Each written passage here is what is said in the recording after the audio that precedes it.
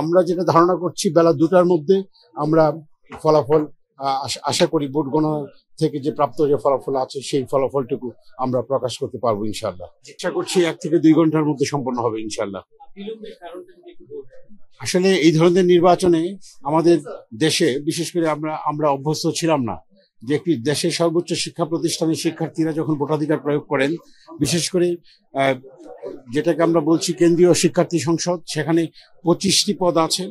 তার মধ্যে 21 যে পদগুলোতে নির্বাচন হয়েছে সেখানে 179 জন ক্যান্ডিডেট ছিল, সেখানে বিভিন্ন কম্বিনেশন আছে। সুতরাং প্রত্যেকটি ব্যালট পরীক্ষা নিরীক্ষা করে ম্যানুয়ালি আমাদেরকে কিন্তু সেখান থেকে তথ্য উপাত্তগুলো নিতে হচ্ছে ফলাফল তৈরি করার জন্য। সুতরাং তাছাড়া আমাদের কেন্দ্রীয় শিক্ষার্থী সংসদ পাশাপাশি হল সংসদ উভয় ক্ষেত্রে আমরা কিন্তু প্রত্যেকটি ব্যালট পরীক্ষা নিরীক্ষা করছি। পরীক্ষা নিরীক্ষা করে সেখান থেকে একজন সংশ্লিষ্ট প্রার্থীগণের পুলিং এজেন্টের উপস্থিতিতে কিন্তু ফলাফল সংগ্রহ করা হচ্ছে এবং সেই ফলাফলটা থেকে আমরা প্রতিদ্বন্দ্বী প্রার্থীদের মধ্য থেকে সর্বোচ্চ ভোট যারা পাবেন বিভিন্ন পদে তারা বিজয়ী বলে ঘোষিত হবে।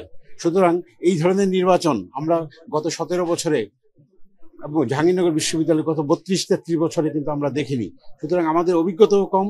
সবকিছু মিলিয়ে যেহেতু শিক্ষার্থীরা নির্বাচনে অংশগ্রহণ করেছেন, সেখানে কোনো প্রকার ভ্রান্তি বা সংশয় যাতে না থাকে সেই জন্য প্রত্যেকটি ব্যালট আমরা সুন্দর করে পরীক্ষা নিরীক্ষা করে সেখান থেকে যে প্রাপ্ত তথ্যাদি আছে সেগুলো তথ্যাদিকে সন্নিবেশ করে আমরা মূল রেজাল্ট শিটটা ফলাফলের তৈরি করতে যাচ্ছি।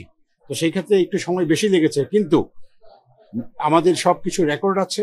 সেই রেকর্ডের উপর ভিত্তি করে আমি আপনাদের কথাতে বলছি যে সেই রেকর্ডগুলো থেকে যে প্রাপ্ত ফলাফলটা আছে সেই ফলাফলটা অত্যন্ত নিখুঁত হবে বলে আমরা বিশ্বাস করি এবং আপনাদের সহযোগিতা এবং আমাদের বিশ্ববিদ্যালয় পরিবারের সকল শিক্ষার্থী সহযোগিতার মাধ্যমে আমরা চূড়ান্ত লক্ষ্য যে জাকসু নির্বাচন পরবর্তী ফলাফল ঘোষণা আগামী বেলা 2টার মধ্যে আশা করছি আমরা সম্পন্ন করতে পারবো।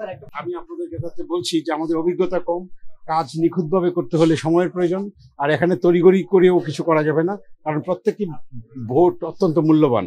সেই জন্য আমাদের সেই ভোটের যে অধিকার আমাদের শিক্ষার্থীরা প্রয়োগ করেছেন, যেটা আমাদের সকলের জন্য উদাহরণ হয়ে থাকবে, জাতির জন্য উদাহরণ হয়ে থাকবে, সেখানে প্রত্যেকটি ভোটকে আমাদের বিবেচনায় নিখুঁত ভোট কোথাও ভুলভ্রান্তি আছে কিনা সেটা দেখে কিন্তু বিবেচনায় নেওয়া হচ্ছে এবং তাতে একটু সময় বেশি লাগছে আমরা বুঝতে পারছি।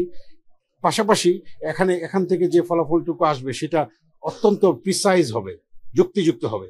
সেই জন্যই আমরা একটু বেশি সময় নিচ্ছি যে আমাদের তাছাড়া কাজের অভিজ্ঞতাও আমাদের কম। শিক্ষার্থীদেরকে নিয়ে কাজ করার ভোটের মতো একটা গুরুত্বপূর্ণ বিষয়, গণতান্ত্রিক অধিকার, সেখানে যদি কোনো যাতে কোনো প্রকার ভ্রান্তি না হয় সেজন্য আমরা সর্বোচ্চভাবে চেষ্টা করে যাচ্ছি এবং আমাদের শিক্ষার্থীরা পুলিং এজেন্ট যারা হয়েছেন তারা কিন্তু সার্বক্ষণিক উপস্থিত থেকে তাদের মতামত এবং সেই ফলাফল সংগ্রহের যে তথ্যপত্রগুলি সংগ্রহের কাজটুকু যথাযথভাবে হচ্ছে কিনা সেটা তারা কিন্তু অবলোকন করছেন।